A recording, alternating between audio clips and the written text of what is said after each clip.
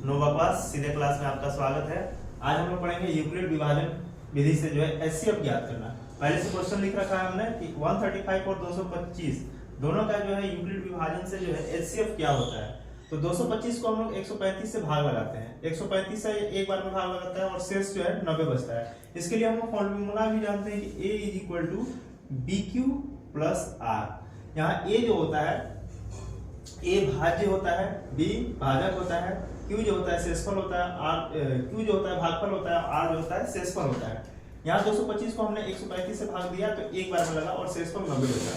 फिर 135 को हम लोग भाग लगाते हैं 90 से, जो शेषफल रहता है उससे 90 से भाग लगाते हैं, 90 से एक बार में भाग लगा और 45 जो है हमारा शेष बचा। फिर 90 को हम लाते हैं, 90 को 45 से भाग लगाते हैं दो बार में, पूरा कट के शेषफल 0 हो जाता है, जिसके कारण इसका एचसीएफ जो होता है लॉसा जो एचसीएफ यानी मौसा जो हमारा होता है वो 45 हो जाता है।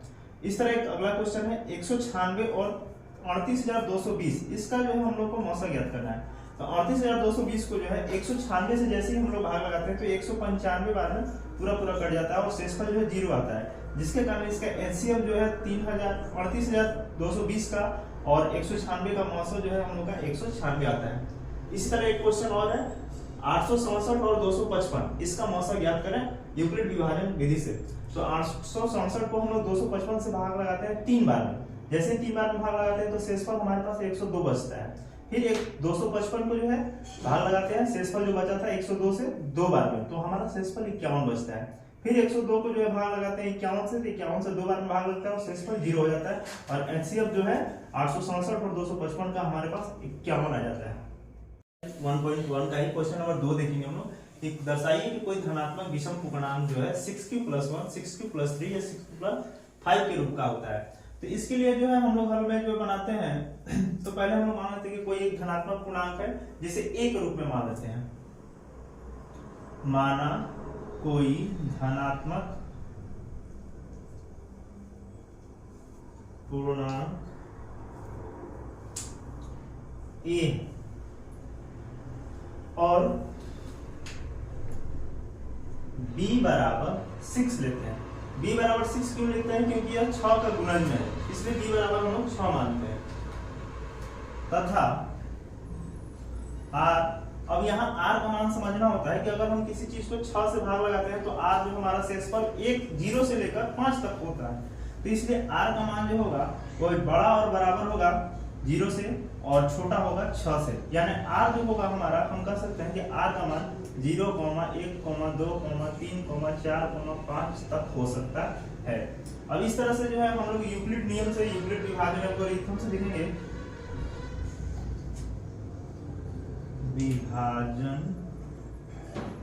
एल्गोरिथम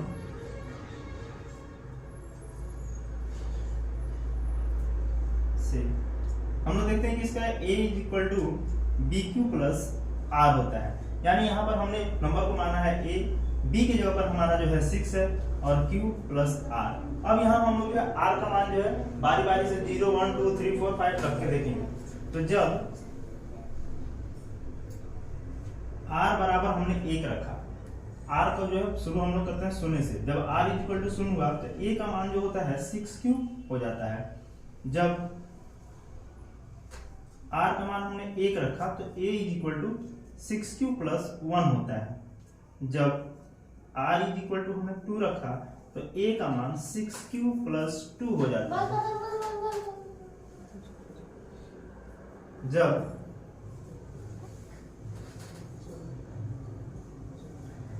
R का मान 3 रखा तो यहाँ हमारा A जो हो जाता है 6Q + 3 हो जाता है। जब R का मान 4 रखा तो A = 6Q + 4 और जब R का मान 5 रखा तो A हमारा 6Q + 5 हो जाता है।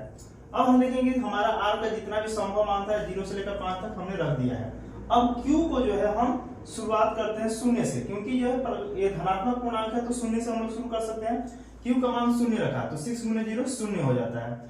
Q का मान यहाँ पर हम जब रखते हैं 0 तो 6 जो है 0 हो जाता है, 1 बचता है। यानी ये हमारा जो है क्या हो जाता है, विषम संख्या हो जाता है। इसमें जब एक को एक रखते हैं तो 6 × 6 यह जो हमारा सम हो जाता है। 2 रखेंगे तो 6 दूना 12, इसी तरह 6 दूना 12 1 13, यह विषम हो जाता है। यहाँ 1 मान रख के देखेंगे या 0 से भी रख सकेंगे तो 0 + 2, तो ये जो हमारा हो जाएगा सम। अगर 1 रखते हैं तो 6 कम 6 और 2 8, यानी यह भी जो है सम हो गया। इसी तरह यहाँ देखेंगे 0 रखेंगे तो ये विषम हो जाता है, 1 भी रखेंगे तो 6 कम 6 और 3 9, यानी यह भी विषम हो गया। आगे देखते हैं यहाँ पर 0 रखे तो ये भी सम हो जाएगा, 1 रखेंगे तो 6 कम 6 और 4 10। इस तरह Q का मान 1 2 3 4 रखकर हम लोग दे सकते हैं। यहाँ पर भी रखेंगे तो 6 कम 6 और 5 11, 6 दूनी 12 5 17, यानी यह विषम हो गया हमारे पास। अब हम यहाँ देखते हैं कि जो भी हमारे पास जो है सम मिला है, तो सम जो है हम लोगों को विषम जो मिला है, विषम 6Q + 1 6Q + 3 और 6Q + 5 के ही रूप में मिला है। और यही हम लोग को क्वेश्चन में सिद्ध करना था कि कोई धनात्मक विषम पूर्णांक जो होगा 6Q + 1 या 6Q + 3 या 6 + 5 के ही रूप का होता है। तो यहाँ हम लोग इसको लिख लेंगे ऊपर क्वेश्चन मिटाकर।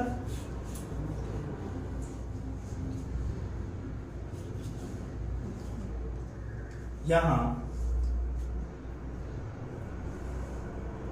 6Q + 1 6Q + 3 और 6Q + 5 विषम पूर्णांक, विषम धनात्मक पूर्णांक है, धनात्मक विषम पूर्णांक है।